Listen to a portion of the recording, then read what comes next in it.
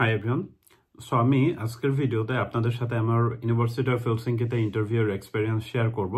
So basically এর আগে আমি যে আবু একাডেমি ইউনিভার্সিটিতে আমি যে মাস্টার্সের ইন্টারভিউ দিয়েছিলাম সেটার এক্সপেরিয়েন্স শেয়ার করছিলাম। আজকে ইউনিভার্সিটি অফ হেলসিঙ্কির এক্সপেরিয়েন্সটা শেয়ার করব। সো বেসিক্যালি হয়তো ফিনল্যান্ডে মোটামুটি সবাই আপনারা ইন্টারভিউর কল পেয়ে গেছেন, ইভেন ইন্টারভিউ হয়তো বা দিয়ে ফেলছেন। বাট তারপরও এই এক্সপিরিয়েন্সটা শেয়ার করার কারণ একটাই, সেটা হচ্ছে যে ইন ফিউচার আপনারা যারা অ্যাপ্লাই করবেন বা ইন্টারভিউ দিবেন, তাদের আসলে কিভাবে প্রিপারেশন নেওয়া উচিত বা ইন্টারভিউ আসলে কি ধরনের কোশ্চেন হতে পারে, এটা নিয়ে একটা জেনারেল আইডিয়া থাকলে তখন বিষয়টা আপনাদের জন্য ইজি হবে। এর জন্যই বেসিক্যালি এই এক্সপিরিয়েন্সগুলো আমি শেয়ার করি। এরপরে আমি আমার পিএইচডির যে ইন্টারভিউ ছিল সেগুলো আপনাদের সাথে শেয়ার করব। সো বেসিক্যালি আমি আসলে লাস্ট ইয়ার মে মাসেই আমার মাস্টার শেষ করছি এইখান থেকেই, I mean university of Helsinki থেকে। এবছর আমি আবার মাস্টার্সে অ্যাপ্লিকেশন করছিলাম জাস্ট ফর সেফটি, মানে যে আমি যদি পিএইচডির অফার লেটার না পাই, ইন দ্যাট কেস আমি যেন একাডেমির সাথে থাকতে পারি। এনিওয়ে, এখন আসি এই ইন্টারভিউর ব্যাপারে। সো আমি আসলে হেলসিঙ্কি ইউনিভার্সিটিতে 3টা প্রোগ্রামে অ্যাপ্লাই করছিলাম। এর ভেতরে ট্রান্সলেশনাল মেডিসিন প্রোগ্রাম থেকে আমার ইন্টারভিউ কল আসছিল এবং এটা ছিল মোস্ট প্রবাবলি এই মাসের 2 তারিখ অথবা 3 তারিখে, আমি এক্সাক্ট ডেট মনে করতে পারতেছি না। এবং তারা যেটা করছিল সেটা যে তারা টোটাল 10টা প্রশ্ন আসলে রেডি করছিল। এটা সবার জন্যই সেম, এবং 10টা প্রশ্নের পরে তারা আপনাকে শুধুমাত্র একটা প্রশ্ন করার সুযোগ দিবে এবং এই সবকিছু আসলে 15 মিনিটসের মধ্যে কমপ্লিট করতে হবে, মানে 10টা প্রশ্নের উত্তর প্লাস আপনাকে যে প্রশ্নটা করার সুযোগ তারা দিবে সেটা। সো আমি এখানে আসলে একটা নোট করে নিয়েছি যে কোশ্চেনগুলো তারা করছিল। আমি as far as I can remember, I mean আমার মেমোরির উপর বেস করে হয়তো এক্স্যাক্টলি তারা যেটা আমাকে প্রশ্ন করছিল সেটা লিখতে পারি নাই, বাট আসলে প্রশ্ন ওটাই ছিল। সো আমি এখান থেকেই বলবো এই 10টা প্রশ্ন তারা আমাকে করছিল। অ্যান্ড ফর্চুনেটলি আমি আসলে এই প্রোগ্রাম থেকে অফার লেটার পেয়েছি, যদিও তারা আমাকে কোনো স্কলারশিপ আসলে দেয় নাই, এবং এই প্রোগ্রামের টিউশন ফি আসলে অনেক বেশি, 15,000 ইউরো পার ইয়ার। মানে আমি যদি এখানে আসলে পড়তে চাই 2 বছরে আমাকে 30,000 ইউরো পে করতে হবে। এনিওয়ে, এখন আসি যে ইন্টারভিউর ব্যাপারে, যে তারা আমাকে আসলে যে 10টা প্রশ্ন করছিল, এটা কি কি প্রশ্ন ছিল। প্রথম প্রশ্ন আসলে সব জায়গাতেই সেম, যে ইন্ট্রোডিউস ইয়োরসেলফ। এরপরে ছিল যে তোমার ফিউচার প্ল্যান কি, what is your future plan. 3 number ছিল why did you choose this program, যে আমি এই প্রোগ্রামে আসলে কেন অ্যাপ্লিকেশন করলাম বা এই প্রোগ্রামটা আমি কেন চুজ করলাম।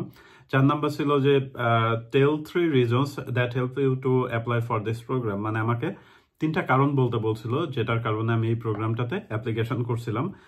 5 নম্বর প্রশ্ন, what is your expectation from this program, মানে যে এই প্রোগ্রাম থেকে আসলে আমার এক্সপেকটেশনটা কি।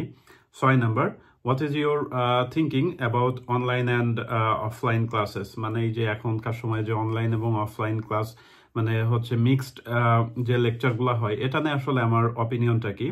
How do you feel to be part of a student community, যে আমি স্টুডেন্ট কমিউনিটিতে আসলে কেমন ফিল করি।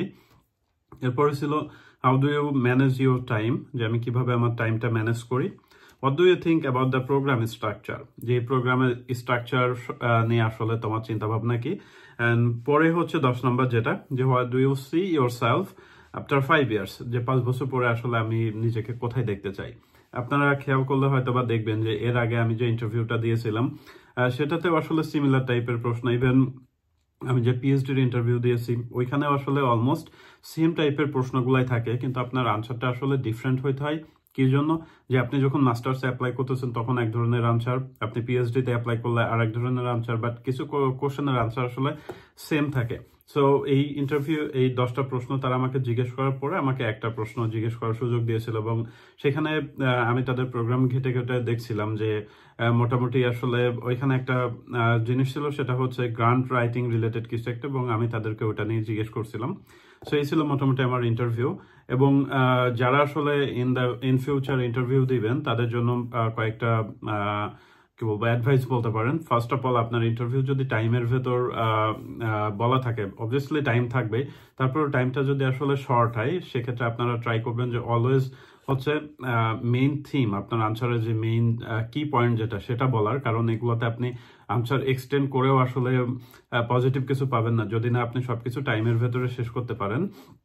লেটস সে আমার এই ইন্টারভিউটা ছিল 15 মিনিটস, মানে সবকিছু আসলে আমাকে 15 মিনিটের মধ্যে কমপ্লিট করতে হবে। সো আমি যদি আনসার বড় করে এই 10টা কোশ্চেনের আনসার বা সবকিছু মিলায় যদি আমি 8টা কোশ্চেনের আনসার এই 15 মিনিটসের মধ্যে কমপ্লিট করি, দ্যাট মিনস আমি কিন্তু তাদের 2টা কোশ্চেনের আনসার দিতে পারতেছি না। সো আমার এই 8টা কোশ্চেনের আনসার যতই ভালো হোক না কেন, অন্য আর একটা স্টুডেন্ট সে যখন এই 10টা কোশ্চেনের আনসার দিয়ে 15 মিনিটসের মধ্যে, তখন হচ্ছে যে অবভিয়াসলি সে আমার থেকে এগিয়ে থাকবে। এই জন্য অলওয়েজ ট্রাই করবেন যে বাসায় বেশি করে প্র্যাকটিস করতে, যে যেন হচ্ছে আপনারা সবকিছু টাইমের মধ্যে রাখতে পারেন। সেকেন্ডলি, এইখানে 2টা বিষয়ে আপনার খুব ভালো একটা আইডিয়া থাকতে হবে। নাম্বার 1 হচ্ছে যে আপনি যে প্রোগ্রামে অ্যাপ্লাই করতেছেন ওই প্রোগ্রাম নিয়ে আপনার আইডিয়া থাকতে হবে।